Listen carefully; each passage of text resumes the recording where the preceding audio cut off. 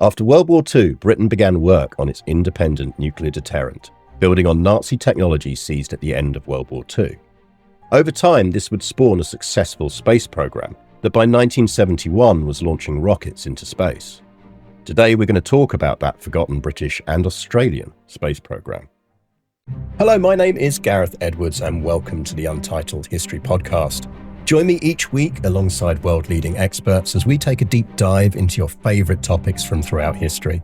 From the ancient world to the modern, and with plenty of historical rabbit holes in between, we'll cover famous and not so famous moments in history from all across the globe.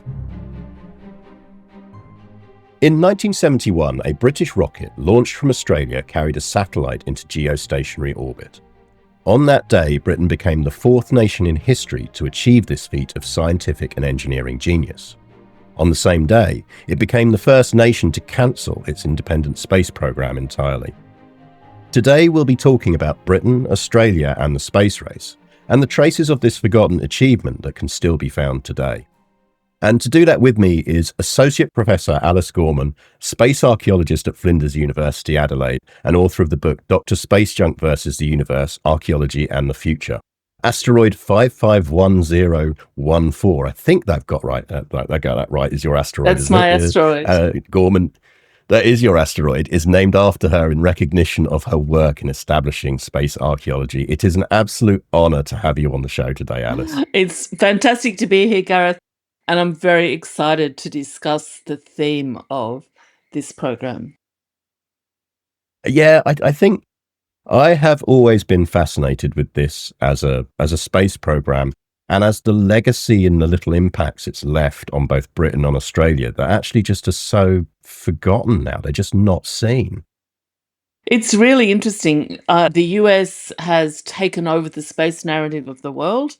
Private corporations are similarly, quite keen to make their mark, to not always acknowledge what happened in the past. And I think both Australia and Britain people have forgotten what happened. They've forgotten in the 1950s, 60s, going from the 1940s, I think the first rocket launches at Woomera in 1950s, but through the 60s and 70s, Australia and the UK were players in the Space Club with all of this exciting stuff happening. And it does, as you said, it's got a legacy. There are resonances today. And I think it's really useful to go back to them. I think 100%. And so to set the scene, listeners, Alice touched on it there. This really is a story that begins in the aftermath of World War II. And we're reasonably familiar. In fact, we talked on an earlier podcast episode when we talked about rat lines and escaping Nazis. I think as a society, if you're into history, you're probably reasonably familiar with the idea of Operation Paperclip, which is this operation that starts in 1945, in which the US program of getting Nazi rocket scientists and engineers and their families over to the US in order to kickstart their own development of what is a missile program that will eventually lead into the space race. But people forget that they weren't the only ones doing that. The Soviets were doing it well, but so were the British, weren't they? And the French. People tend to forget that as well. Yeah. So we know there were sort of the four allies who carved up various bits of Europe and other places. But all of them, Project Paperclip, Operation Backfire, France and USSR were all trying to get the technology. And for all of them, it was an absolute game changer, taking that V2 rocket, which was a weapon, developing it into more weapons, and almost as an afterthought, really, developing it into a rocket that could launch satellites into space as satellites started to become the big business, the only game in town. And that's really where we're leading up to us, and we'll get there over the course of this. But I think listeners, bear that in mind as we're talking about this, that the goal here, certainly at this stage for everyone, people aren't necessarily thinking about manned spaceflight at this point. It really is about putting satellites into space becomes the driver of those early civilian space programs really early on. Now, Alice, as you mentioned, Operation Backfire is the key thing here, and Backfire is incredible. I highly recommend it. Listeners, you will not have heard of Operation Backfire. I'm going to place a strong bet on that. But this is effectively the British equivalent of Operation Paperclip. And it's their effort, the British effort, to turn around and go, actually, let's identify some of these key figures in rocketry, in German rocketry, and let's try and bring them back. And there's some fantastic photos of this online from one of the officers involved, who's I think it's Frank Micklethwaite, who's got them. We'll share some in the notes. But effectively, what the British do is they look at what the Americans are doing, and they realize they can't really get that level of scientist. There's a fantastic quote from Werner von Braun about how we despised the French, feared the Russians, and the British couldn't afford us, which I think is very on point. But yeah, I mean, Backfire is this operation, isn't it, where we're effectively taking these V2 rockets. Britain focuses very much on the people who are launching them, the engineering side, rather than the scientists. And that starts to define out the British and the later the joint with Australia program, doesn't it? Well, because they get the scientists, that everybody knows what the technology is by that stage. So, and London had very up close and personal with the bombardment from V1s and V2s. So this is an interesting resonance, I think, for the way the UK space program starts, because they had really been bombarded by these weapons and are now turning around and saying to the personnel, actually, come with us. We actually want you to help us make more of these. So it's sort of rich with irony and all of that sort of thing. But of course, the problem is, if you want to launch rockets and missiles of any kind, and at this stage, we think of rockets as space rocket, moon rocket, but they're missiles. These are weapons. You need a long launch range. And Britain isn't just, it's just not that big. Launch overseas is a lot of the early rocket launches were launched overseas. The problem is you have to recover it then as well. So Britain's looking for a long launch range where it can launch these missiles and rockets and have them not come down over populated areas, which is kind of, most of the UK. So this is where the colonies suddenly become really interesting. The colonies and Well, let's play our first. Let's pay our first visit to Australia now, because as you say, this is right from the word go, right from 1946 when this operation's underway. Australia is part of this. So yeah, take us to Australia, and I'm going to inevitably pronounce this wrong. I'm going to go with it, Woomera. Oh, very well done. So the side of Woomera, I'll talk a little bit more about that. So Australia had to offer. It is, to this day, the British monarch is the head of Australian state. To this day, back then relationships were much, much closer politically, I think. So a long baseline launch line was needed, low population was needed, and political stability, stable weather, ability to retrieve rockets, all of these things. And Australia had them all, plus a willingness to collaborate. And for Australia, this was a big deal, because I'm going to step back a little bit and talk about more ironies in the political relationship between Australia and the UK.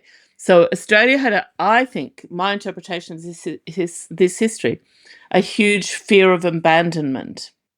And this goes right back to the 1850s Russian scare. That's a whole story in itself. Then First World War, Gallipoli. Then Second World War, invasion of Japan. Australia would have been lost. And it's at this point Australia turns to the US as a political ally, because the UK government just said, get stuffed. We're keeping your troops. Australia can fall to the Japanese for all we care. And so the US stepped in. So the promise of weapons that could be used to defend Australia against what became communist Southeast Asia is hugely attractive.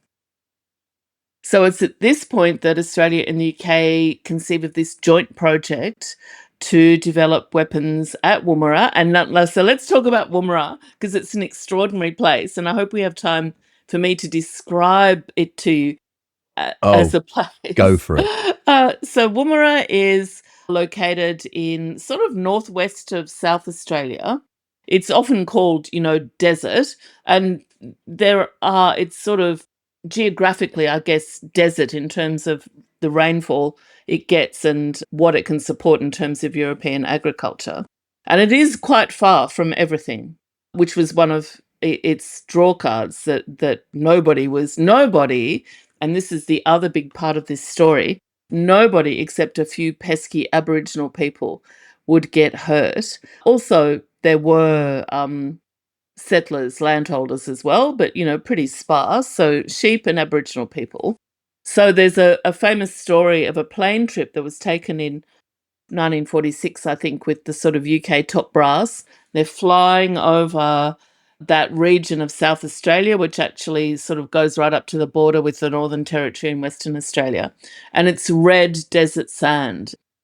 So this is an unpopulated area, they say, as it appeared to be, and the red sands of Woomera reflect the white sands of the US primary missile and nuclear testing site. And I'll just drop in here, of course, British nuclear testing took place adjacent to Woomera at Maralinga and Emu Field. So all of the same reasons these places were attractive, weapons testing. So there's this idea that they'll call it red sands. But somewhere in here emerges the idea that they'll call it the town they established and the region, they would call it Woomera. It didn't have this name before. A Woomera is a spear thrower. So it's a wooden device. You fit the end of a spear into it and you throw the handle, increasing the velocity of the spear. So Woomera is... I remember seeing some when I was over in the museum. I was over in Sydney a few years back, and they got some lovely ones, like examples of them in the Sydney Museum. So if you've not seen one and you live in Sydney and you're a listener, get yourself down to the National Museum. There's some good examples there. So the whole name is a metaphor for rocket launch, and an agreement is signed. So Australia is going to develop missiles, and there were other things as well, planes and radar and a whole bunch of stuff. But this was the primary one. So they set up the prohibited area. So in the prohibited area, you couldn't go there. So this is very different to in the US, where people could see rocket launches, the Space Coast, Cape Canaveral, people can see launches. In Australia, you can't see them. You have to drive a very long way. So they're not visible. The general population doesn't sort of have any sense of what's happening out there. And in the 60s, Woomera was, in fact, after Cape Canaveral, the busiest launch site in the world, 24-hour cadence, continuous launches. And it gets named. They start to build a town. And a story I love about the town is all the street names are Aboriginal words. And it's all military as well. So it's a defense town. And there's some consternation about how postal deliveries will be made with these bizarre street names. So whoever the sort of military postmaster was said, look, you've got to change them. Just give them numbers. Give all the streets numbers. None of this. The postie won't know where to go. How is he going to distinguish? And to their credit, the Australian top brass said, get stuffed, we're keeping it. So Woomera, all the street names are in Woomera. So you have this town springs up out of nowhere in the desert. And I have to say, so I'm fascinated by that. Just to pause on that, is that so I've done a lot of work looking at the Royal Navy and how the Royal Navy looks at naming conventions and how they name things.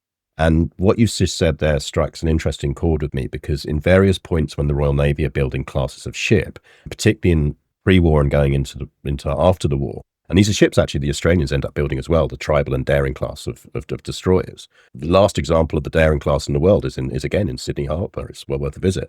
But is that they put a lot of effort into looking at what they name them for places and tribes around the empire. So you end up with them named after like HMS Hyder, and they're named after. They look to almost go, we want to try and make these elements of the community, even though we're imposing these things on them, we want to make some kind of a thing of saying that we want them to feel part of it. Now, it's very heavy-handed and it's not good, but you talking about the street names has just reminded me of that. It makes me think that actually, clearly some element of the Australian military establishment was maybe doing the same thing. Yes, and I think it's, as a landscape, they can make everything from scratch because there's no infrastructure out there, but they're very deliberately creating the landscape as an indigenous landscape. So it's very ironic because, of course, the assumption is that Aboriginal people who live there aren't going to mind or are on the way out. They're in the process of dying out. That was the prevalent belief at the time. So taking on that identity is actually is really quite interesting, I think. But Gareth, I did want to point out, I can't help it, I'm sorry. The entire UK can fit inside the part of Woomera that's in South Australia, and it actually extends into Western Australia. All of the UK can fit inside it. I just have to point that out to give you a visual sense of what we're talking about. But that's huge, and we'll return. I think that's a great place to temporarily leave it and head back to the UK, because I think you've just established there the scale of this and the importance of it. And as you mentioned earlier, one of the things that there's a lot of, when we talk, how do we get from taking these scientists through to actually having a program? So listeners, think of what you start with. Is you start with a unit within the British Army that's composed of these engineers. And I'm going to absolutely butcher this, and I apologize to German listeners. It's actually called the Altenwalder Versuchskommando. And it's this mixed unit of British and German troops that do these launches. And they're launching them out initially over the Baltic. As Alice said, they're bringing these V2s back and they're bringing them to the UK. And so, as well as this facility in Australia for the launches, you have testing facilities and things in the UK. And the two most kind of almost iconic of these are RAF Spade Adam, which is in Cumbria, and then also the Isle of Wight, where we test some of these rockets. And this is almost a bit where I want to maybe pause for a second and talk. We've discussed 3 sites here, effectively. You're a space archaeologist. Like, what is the modern state of things like preserving sites like that? How do we even approach that? Oh, that's such a great question, because I think they're so important as places where this technology developed, places with that political importance for the future of peace and war. And they're also, in sort of heritage terms, they're ugly. They're not stately homes or beautiful buildings. They're industrial, they're military, they're concrete. They're often hard to recognize. If you don't know what you're looking at, you often don't, you wouldn't know without more context. So it's a very specific type of heritage that does require specific consideration. The UK does pretty well on this. So some of my colleagues, Wayne Cocroft and John Schofield, Roger Thomas and others, have looked at the Cold War heritage of the British Isles and Second World War, all of the Cold War stuff, nuclear defense stuff. So there is a recognition that this is important and these places are important. But of course, they're often in poor condition and expensive to maintain or restore. And often, I think something you said before is really important as well. One of the most critical things in ensuring that something isn't just bulldozed because people don't know what it is that memory in the community, is the community around it, the people who live in that place who remember what those tank traps were for. We have them in Australia, and I'm sure you've got them in the UK, weird concrete triangles that were actually meant to deter tanks. And they're getting rarer because people don't always know what they are. But those memories they're in the community, the places where people live. They know about these things. And that's, I think, one of the most critical things in preserving this heritage of peace and war, which goes right up to the present. And to touch on the engineering side here for listeners, the kind of rocketry we're talking about here, and rocketry is a vast and complex science and everything else, is you might have images in your head of sort of Saturn rockets and the big US rockets with these solid state fuel engines burning out vast amounts of fuel and flame as they soar into the air. Now, what I always find fascinating about this program is it's almost the program that's had more influence on modern rocketry in a way, because what they do is they take that initial V2 technology, which isn't really based on that solid fuel element, and they look to develop that out. It's more based on something called high test peroxide rocketry, which is where you're taking hydrogen peroxide, you're combining it with water, and that's effectively creating incredibly high pressure steam. And you then either use just that or you combine it with something like paraffin or another accelerant, and that creates the enormous amount of thrusts that push these rockets into the air. And the British, working with the Australians, start to perfect this technology as we move through the 50s and into the 60s, in parallel with the US developing out their big rockets. And they're doing that to a certain extent because it's a lot cheaper, isn't it? Which is a really interesting point, I think. If you look at the US space program, it's high profile, it's wealthy compared to what we're looking at in Australia and the UK. And a saying that was, not uncommon, there's versions of the kind of thing, necessity is the mother of invention, were often thrown around in the UK Australian space program, because people were trying to do fantastic technological things by being a bit creative about it, because they didn't have to build another a V2 or a Saturn V. And I think that technology is really, really interesting. And there's, again, like returning briefly to Australia, we still get legacies of that. There's I remember you and I chatting before. There's 17 V2s left in the world, you told me, and like Australia's got some of them, hasn't it? We have two of them. So something that Britain did as part of this program was to send V2s over to Woomera. And there's some wonderful pictures, like graphical representations of these rockets coming on boats across the sea to arrive in Australia. But they weren't really used. And there's two that are intact. They're both now in the Military Museum, in Australian War Memorial Museum in Canberra. One of them was a display model, which you opened up the sort of nose cone in order to see the workings inside. So it was never intended to be launched, and coloured wires and all kinds of stuff. There's some amazing pictures of it in Martin Place in the centre of Sydney, with people clustered around. I think it was late 40s, people clustered around to look inside this rocket to see how it worked. And the other one ended up at the Point Cook RAF base and was getting a little bit, it was at the entrance and weather was affecting it. So the War Memorial took it over. So we have these two V2s left. And I think, Gareth, thinking of some of your thoughts on this, so those rockets, the V2 they're the classic rocket shape, almost fish shape. They're curvy, a little bit curvy, and kind of a little bit beautiful, even though they're weapons of death and destruction. But the way rockets develop from them doesn't necessarily go down that path.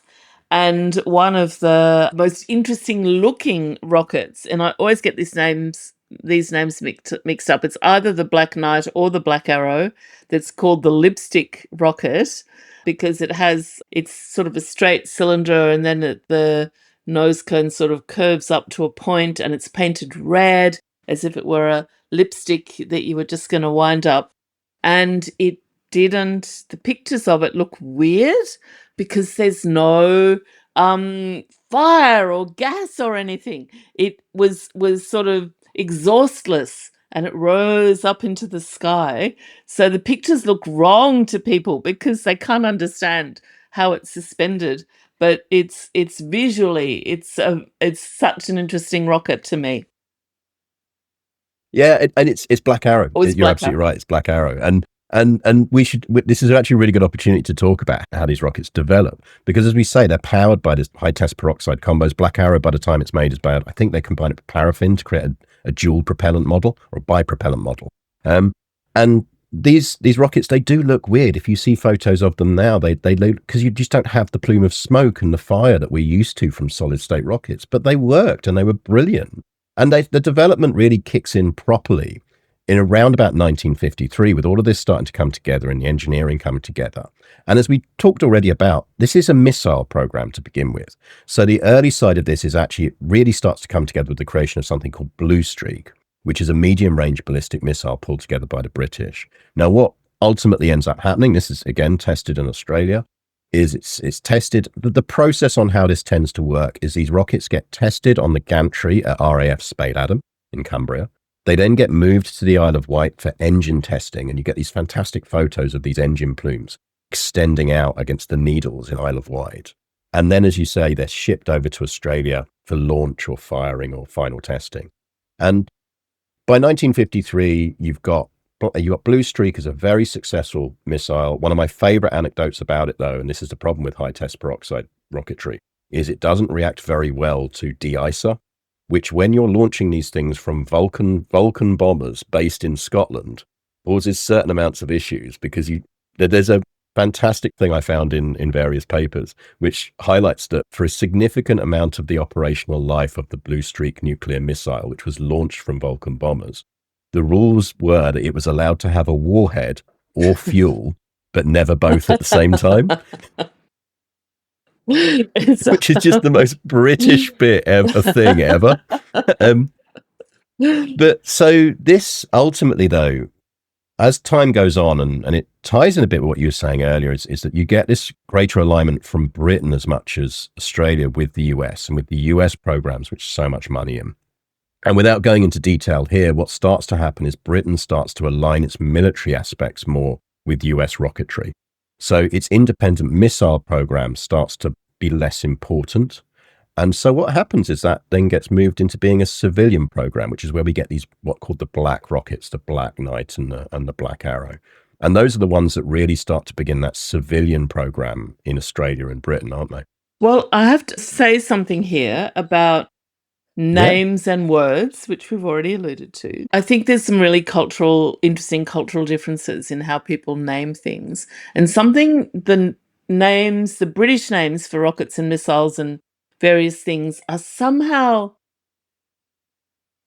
one-dimensional, in that you don't get a strong visual sense, or you don't get a strong sense of the spirit of the name. They're kind of, Black Knights and Black Arrows and they're kind of a little bit Blackadder names almost. They're kind of like a little bit reserved and restrained, whereas the US goes in for sort of, Challengers and Eagles and Vanguards and all kinds of things like that. I mean, it's a difference in national ethos. And Russia goes in for names like Sputnik 1 translates as like friendly satellite, and Cosmos rocket. So it's sort of this big expansive vision. So I've always found that quite an interesting aspect of the UK space program, which also to me makes things slightly less memorable.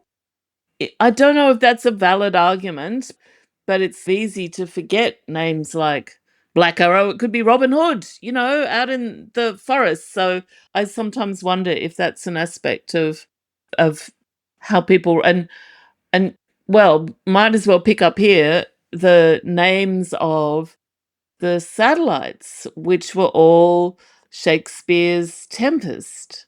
Ariel, Prospero. There's another one I'm forgetting as well. Puck. Ah, yes. Puck is the other one. And they're very literary and cultural, which I like. I'm not saying I don't like it, but it's just an interesting difference with other national space programs. I think I think you're onto something there, and I've always been fascinated by it, because this is again the good point that we can talk about throughout this. Is the big reason that Britain didn't lost its space program is because the Treasury, as is always the case in Britain, the people who control the money, decided it was a waste of money, and no one really wanted to stand up in Parliament and defend it.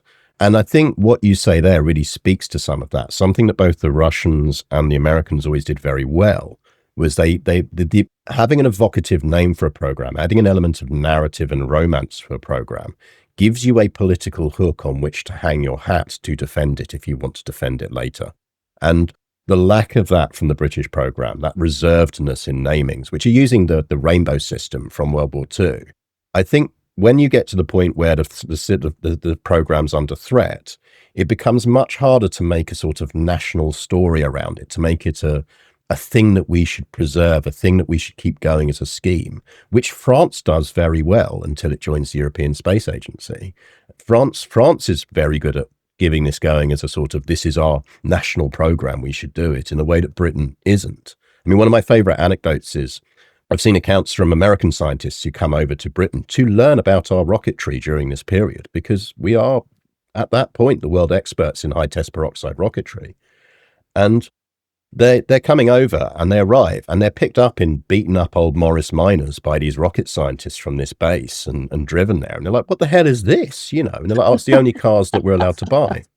There's just perception and narrative matters. And I think you're right, is that as we move through the 50s into the 60s, the program continues, but it's always operating on this tiny budget. I mean, it's £3 million in terms of like 1970s that this is operating on, which is about £70 million today. That's nothing in terms of money. No, it isn't. It really isn't. And I think I was talking before about Australia's motivations coming from that sense of betrayal. At this point, too, I think Britain is getting a lot of this as well. So I'll mention the ELDO program, the European Launcher Development Organization, which, well, I'll explain it first for listeners who don't know. So this was, everybody said, of course, this rocket was never going to succeed. The Blue Streak rocket was the first stage. The French Coralie rocket was the second stage. The West German Astris was the third stage. The satellite was built by Italy, and tracking and guidance is provided by Belgium and the Netherlands. So people joke, you know, of course it was never going to work trying to get all those nations to operate together. But it wasn't unsuccessful. I mean, it worked pretty well, except it didn't actually manage to launch a satellite. But it leads me, the ELDO program. So Australia was a partner in this, and it was a precursor of the European Union. It was actually being used as a bit of a test to see how everybody would get on. And then, of course, ESA is the European Space Agency is the thing you get at the end. But one of my favourite stories from this stage is all of these different national teams were out staying at Woomera, and the rocket, I don't know if this is Blue Streak or which stage or whatever, but it's liquid oxygen fueled. And the French teams are out there smoking Gauloise on the launch pad while now, I mean, that cannot be true. It cannot be true. Liquid oxygen is highly combustible, but that's the story. And there's lots of, you sort of go from this, it's Australia and the UK in it together. Then America comes along, lots of US testing there as well. Then suddenly everybody's there. And the Britain is just one of a number of European nations. But if I can also, this isn't really a story, this is an experience, because the Blue Streak rocket is quite beautiful, really. It's a beautiful, you're nodding, I know you agree. It's like... Yeah, we'll for those watching, we'll get it on screen, and for those listening, check the show notes because we'll get a link to a picture. And of course, I knew what it looked like. There aren't any Blue Streaks in Australia. We might have those V2s. We don't have any Blue Streaks. Although at the RAF base Edinburgh, there is a Blue Streak hangar left, which I have seen. I went to Woomera, and you have to, if you're not driving, you catch a bus to Woomera that gets in at 2 a.m. So I was probably half asleep and whatever. I got off the bus, and it stops outside the missile park where they have all models of all of these rockets. And I saw a Blue Streak, the very characteristic polished silver corrugations. There's a whole Blue Streak in the National Space Centre in Leicester, if we want to see it. So I saw this Blue Streak and I sort of sleepily went to my hotel room. The hotel is the barracks where the national teams for the Europa rocket stayed. So sort of that sense of history. And I woke up in the morning and I think I went to breakfast and said, "Oh, I saw the," and people were like, "No, there's no blue streak here. You didn't see a blue streak." But I was adamant that I had seen it, and I dreamt it.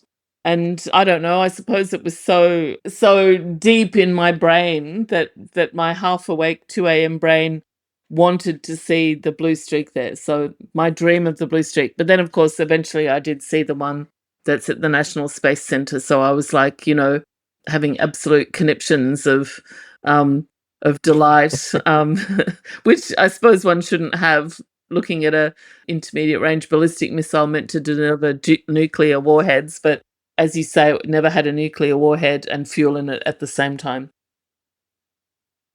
But I think this speaks, we've just talked about the lack of romance in the naming, but there is something very, very, let's call it sort of a dominion, and include Britain in that, like rather than imperial, about all of this, which I think is, you've got these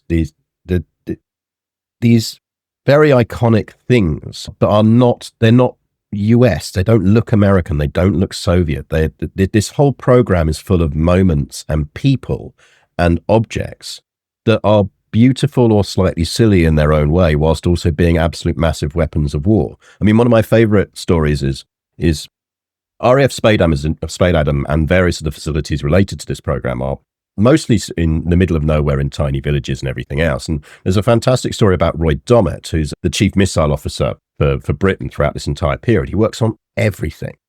And he is a keen Morris dancer, Oh your kind of classic British traditional folk dancing. And so many of these rocket scientists are, because what else is there to do in a tiny British when you're a man of a certain age in Britain at the time? But he's a legendary Morris dancer. He actually goes on to be one of the early historians of Morris. He's legendary for that as much as his missile work. Most of those Morris dancer friends don't know he's basically in charge of Britain's entire nuclear deterrent. But there's an amazing story. We could do so many, but I'll just do one about him, which is he once attends a Morris event, like a large festival for Morris dancing, and he goes along to it and he does it and everything else. He doesn't realize that actually it's a fundraising campaign for the Campaign for Nuclear Disarmament. So you've got Britain's chief rocket scientist dancing Morris at the Campaign for Nuclear Disarmament's fundraising gathering. He basically gets spotted by the Secret Service who are observing it and called into the office at the Royal Aircraft Establishment the next day and told them, can you not do that, please? Like, oh, that's hilarious.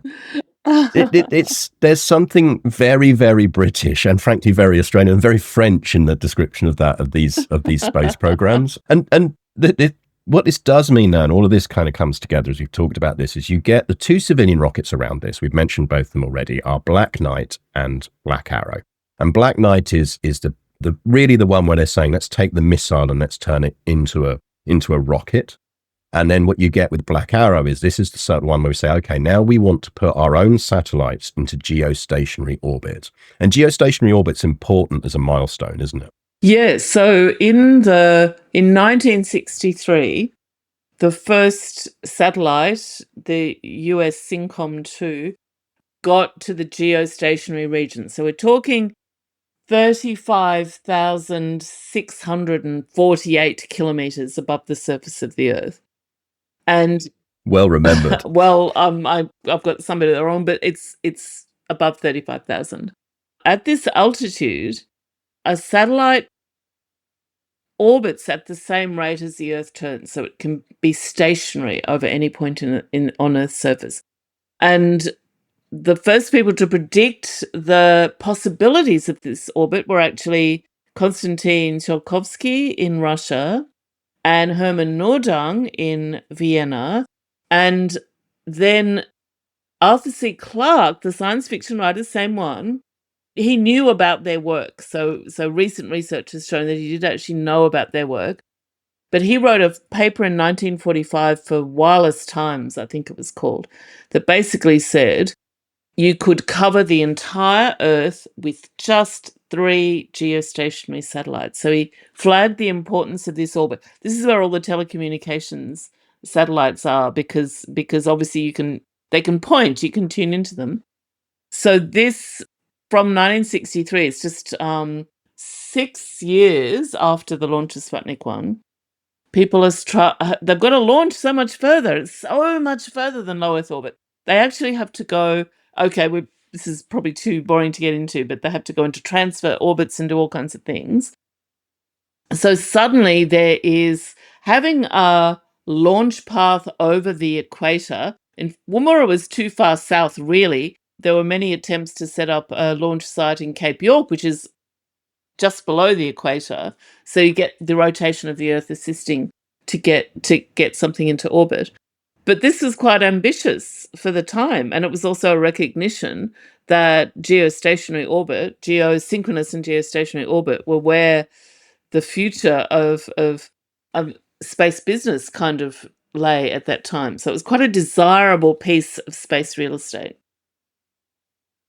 And and I think if you've nicely summarized, it's a huge engineering and scientific milestone if you can reach it. And if you've got that, you have a launcher program that is going to be able to do communication satellites. You have the technology to do space as a business as much as space as a weapon of war. And Black Arrow is designed to try and achieve that. And remembering, listeners, that we've talked about how this is all operating on a tiny budget. That budget is shrinking every year by this point as the Treasury tightens the grip even further. And so ultimately we end up in a situation where 5 Black Arrows are built, and we have a few dummy satellites, and we have 2 functional sound broadcast satellites. As you mentioned the name of them earlier, we have Puck, and we will later have a second Puck that will be renamed to Prospero. And if you want to describe the launches, some of the early launches, you can, or I can do it. It's entirely up to you. You can do it. Next. But I think maybe I want to talk about how beautiful Prospero is. Well, okay, maybe that's all I need to say. It is 100%. I tell you what. You cover Prospero when we get to Prospero, because it is absolutely gorgeous. I do agree. Maybe actually, if you want to set the scene for us, because these rockets again are going to be launched from Australia. So I'll describe in a second how these launches go. But do you want to set the scene for us about what this would have looked and felt like at the launch site at the time? Oh, gosh, that's because, do you know, I don't even know which launch area they were launched from, because they're inside the part of Woomera that is still classified. You can't go there. So I've seen some of the launch areas, but I haven't seen them. So I kind of don't have a clear sort of visual sense of what those launches would have looked like. Except that, okay, well let's talk in more general terms. So we're looking at red desert sand, where there multiple different launch pads separated widely from each other, because of course you don't want an accident at one to affect an accident at the other. There was Woomera Township itself, but there were also little satellite towns closer to other launch pads, because things were being launched 24 hours a day. So people working on these launches quite likely stayed overnight in one of these little villages so that they were on hand during that time. There would have been a joint ground crew, Australian and British. And this is an interesting one, actually. I mean, you probably know more about this than me. For some of them, reporters were present, and I don't know if reporters were on the ground covering the launch. Is that something that's come up in your research? I genuinely don't know. It's a really good question. It's one I'm going to go take away, I think, and look into, because yeah, now I think about it, I'd heard similar, but I've never really looked into whether they were present for these launches specifically on site for them. So I think it's a really good question. I don't know. I think yeah, that's one I'll take away, and we can geek out on it. And once I work out whether they've been there or not. Interestingly, I've been paddling around in the archives of the British Pathé news service, and they've got lots of space stuff. And I sort of haven't thought to put these satellites in there to see what comes up, because it could well be, they were news items in the UK, and maybe they were news items in Australia as well. Maybe this was so I don't really know if they were celebrated in that kind of way at the time. I mean, what you get definitely is there's a real sort of boys' own adventure about it. So I've got copies in shelves behind me somewhere of various things like, your battle comic or your Dan Dare type comics, or things that would have like an insert in them that's like, here's a cutaway diagram of a black prince, here's a cutaway diagram of a black arrow. And those are gorgeous works of art, and they're amazing things. So there's an element of that cultural thing that's coming through. I mean, before we wax lyrical about Prospero, I'll set you up for Prospero by describing the path to Prospero. So listeners, remember, we've talked that there are 5 of these rockets have been made. There are a few dummy satellites. And then we have, at this stage, two satellites, 2 functional basic communication satellites, basically at this stage called Puck 1 and Puck 2.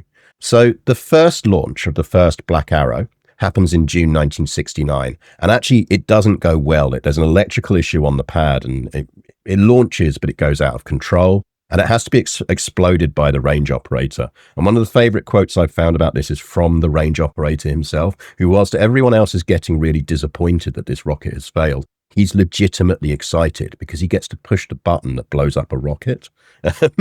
He's never gotten to push the button that blows up the rocket before. Who would not be excited by that? Yeah.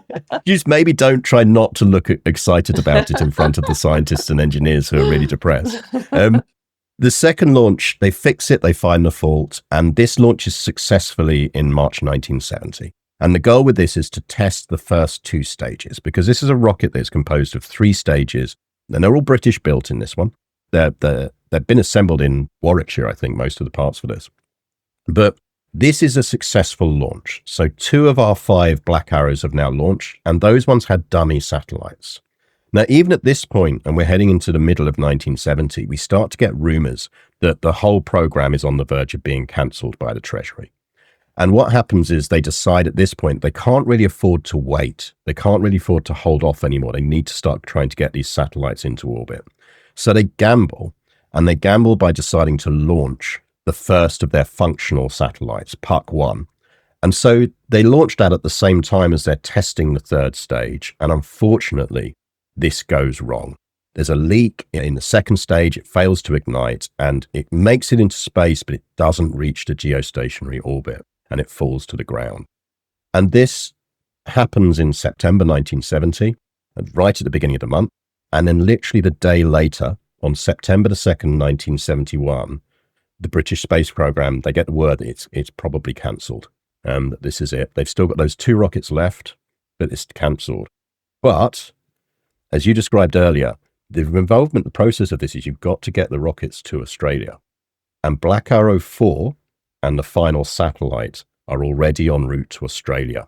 And the scientists and engineers persuade the Treasury that it would be cheaper to launch it than it would be to pack it all up and bring it back.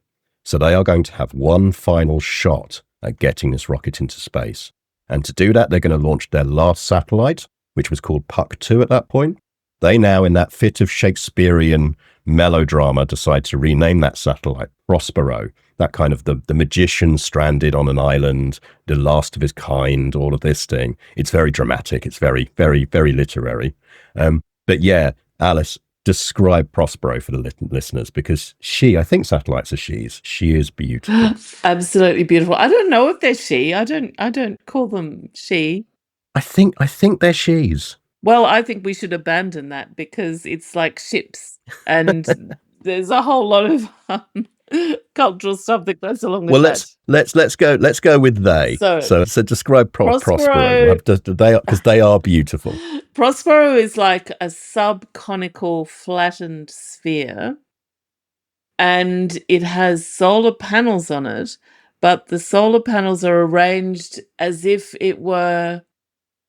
it's almost like one of those really complex geometric Arab paintings or tile works. So the geometry of it is kind of beautiful. It's got a patterned surface. It's and it's so if you take a flattened sphere, take a sphere and squish it, and then smooth the sides out so that they're flat, and make the center of it flat. I'm describing this terribly. Put on these gorgeous solar panels and then stick on some little antennas and legs at both ends. So it's got them at both ends of the satellite. And there's a model of it in the Science Museum in London, so you can go and see it. And it's gorgeous. It's really gorgeous, and it's very different. So these days, satellites launched into the geostationary ring, they're like a box, and they've got two long wings, two long solar panel wings. So it's very different, and they're cookie cutter. They're not that interesting. They're all the same as each other. Whereas Prospero is I don't know, if you took the brain of Prospero, the magician on the island, out and made it into a satellite with thoughts going all over the place, and then you launched it, then that's what Prospero would be like. What a terrible I description. many years ago. I think it's a good description. The tile. I think the thing, listeners, to hold into your mind is as Alice described it, that the solar panels on this, they're not what you expect. Like when you think of a satellite with solar panels, as you, I think you really nicely summed it up by saying, imagine those kind of beautiful, the beautiful, almost tiled bathroom you might see in a sultan's palace in Istanbul. They almost feel, that's what they feel like, even if it doesn't. Maybe not the most visually accurate description, but in feel, that's what it feels like. And I was chatting many years ago in a pub with a very old British rocket scientist, again, who did Morris. It's how I bumped into him at a Morris dancing thing. And it's that kind of thing.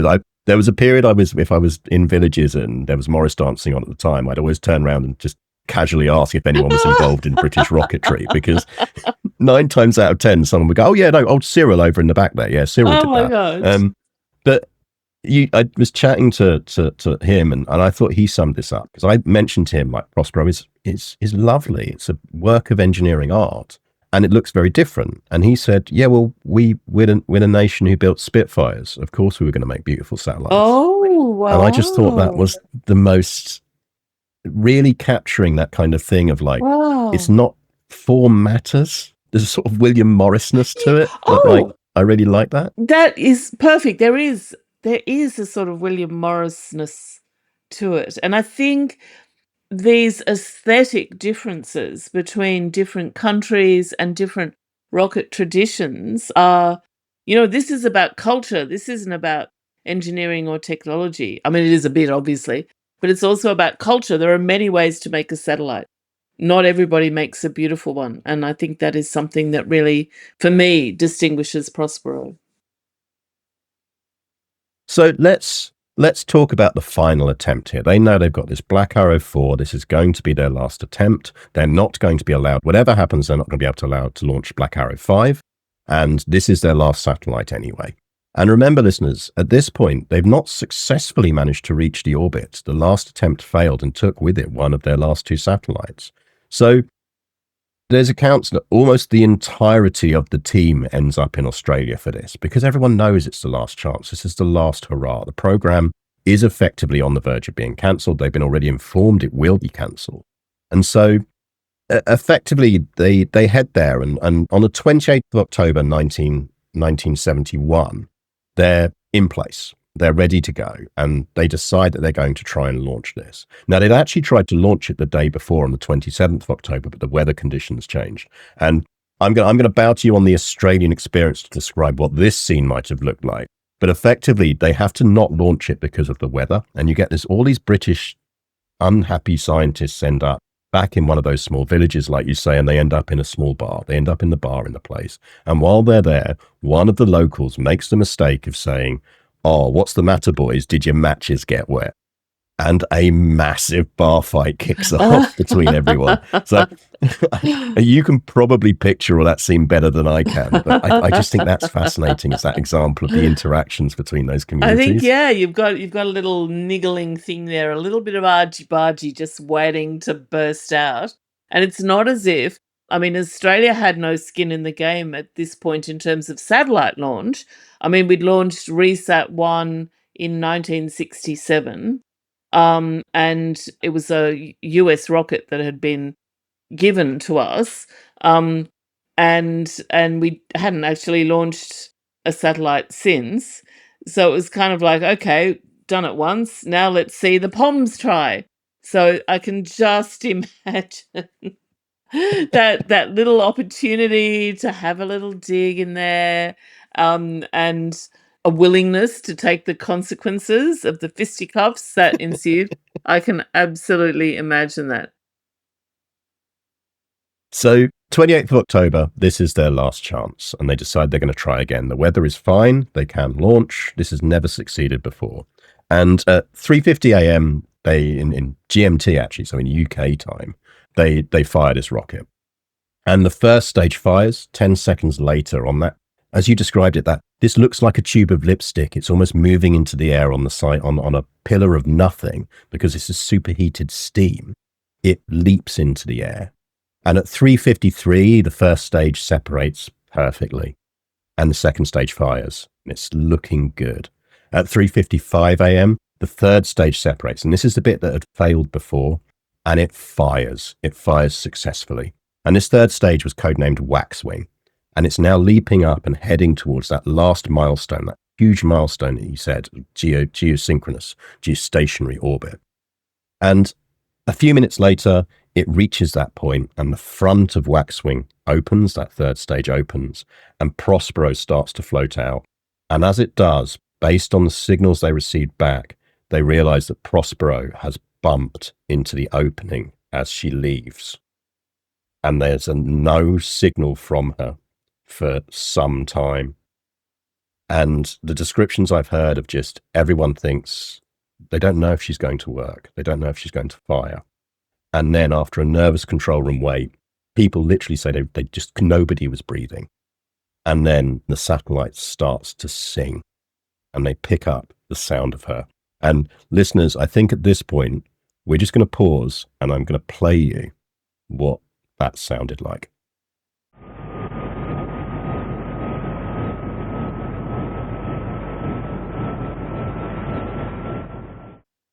And yeah, down on Earth, the people hearing that same noise, the combination, as Alice described, of the Australian engineers, the British engineers, this sort of imperial almost program, this Dominion program, they all just break into absolute joy and cheers. And then a few hours later, the word comes through, the entire program is cancelled. When I think of things like this, because of course Blue Streak got cancelled too, it wasn't just the huge disappointment to, I mean, it's broader than just the space. It's like the aeronautics and astronautics, all of that industry, who are all collaborating on this technology. Just the the disappointment, the success, and then the disappointment. And it was the same for Australia as well. It meant the joint program that had been set up, this whole infrastructure from the 40s, was on its way out. And at this time also, well, actually earlier than this, so France had decided to set up its launch site in Kourou in French Guiana, which is now the sort of primary European Space Agency launch site. So that France had pulled out of the whole ELDO program by 60 something or other, leaving Britain stranded a little bit.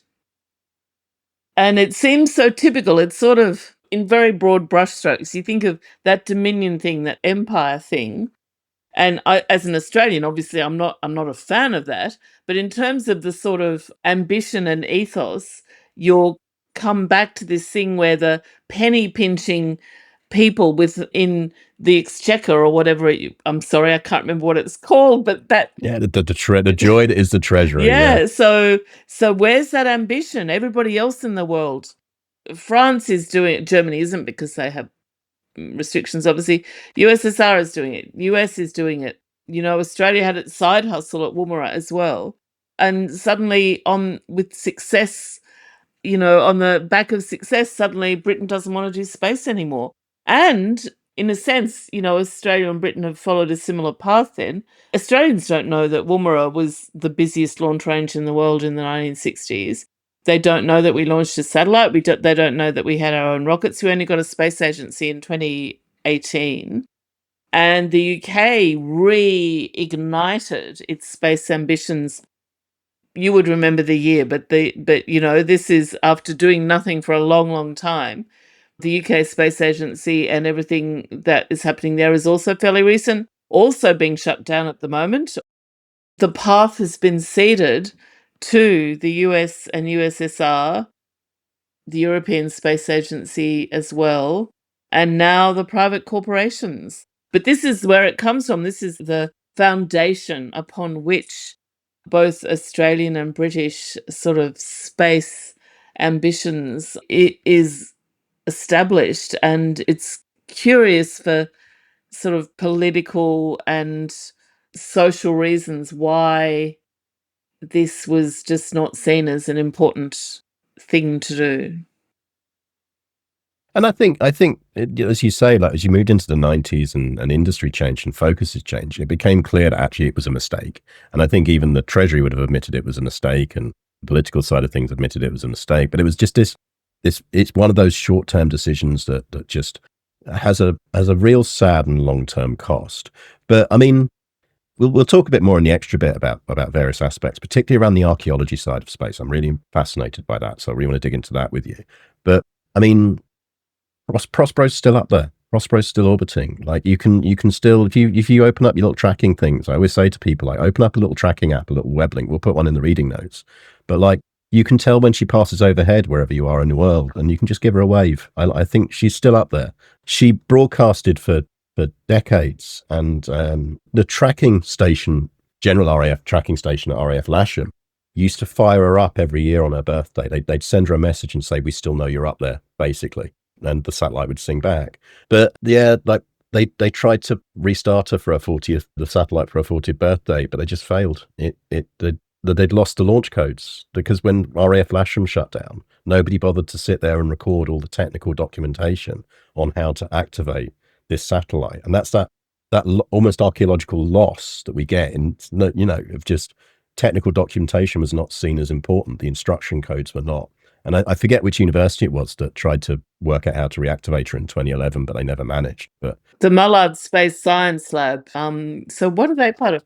It was Mullard, yeah, and I did actually meet a couple of them. They'd also run out of funding, and people had finished their PhDs and moved on. So maybe with more time and resources, they could have continued to search for those codes. And I think you make such an important point there, because people often say to me, "Why is what you're doing archaeology? Why isn't it just history?" Because we've got all the documents. You don't need to. And I'm like, no, no, well, we do not. let's dig into that in a second. But before we do, for regular listeners, I just want to really take this opportunity to make sure, to say thank you for you coming on, because this has been this is why I wanted to have this chat with you. But also, where can people, we mentioned book at the beginning, where can people find you, read your work, learn more about this, before we talk a bit more about the extra bit? If people are interested in space archaeology and also perspectives of Australian coming to all this kinds of history. So I have a book, Dr. Space Junk versus the Universe, which the MIT Press edition, I think, is available in the UK and Europe and the US. I'm sold out in Australia, New Zealand, just, dropping that in. I also have a blog called Space Age Archaeology, and I often write stuff that I'm currentently working on. A lot of it is not archaeology as such, but other things, so people can go and have a look at that. Online, you'll find various things. I gave a TED talk in 2013, which is sort of a summary of the field of space archaeology, and various other talks covering different aspects of it since then. So yes, would be delighted if people wanted to go out and find out more about space archaeology. And you can also find Alice on Blue Sky. I will mention that. Just pop Oh on over yeah, there. so I'm Dr. Space Junk on Blue Sky. Yeah. Yeah, I forgot about that. Well, as Alice has hinted at, and as my fluffy research assistant has just arrived. So regular listeners, thank you very much for joining us. People who are subscribed via the Untitled History, untitled-history.com. Don't forget that you get advertless versions of this show. You get the extended version, including the chat we're about to have, and lots of other little extra bits. And if you have enjoyed this podcast, please do rate us on the platform that you are using. It makes a genuine difference in getting us into feeds. But also just tell a friend on WhatsApp. Tell someone that you know would like this. And word of mouth is everything, and it's how these things grow. So thanks for listening, regular listeners. And if you're an extra listener, hang around and stay tuned for some more content. You've been listening to the Untitled History Podcast, a Battle Guide production. If you've enjoyed this episode and would like to support the podcast, why not head over to our dedicated supporter page? There, for the cost of a cup of tea, you can decide which subjects we cover next, get access to exclusive behind-the-scenes content, and join a community of like-minded people. Thanks for listening, and we'll see you next time.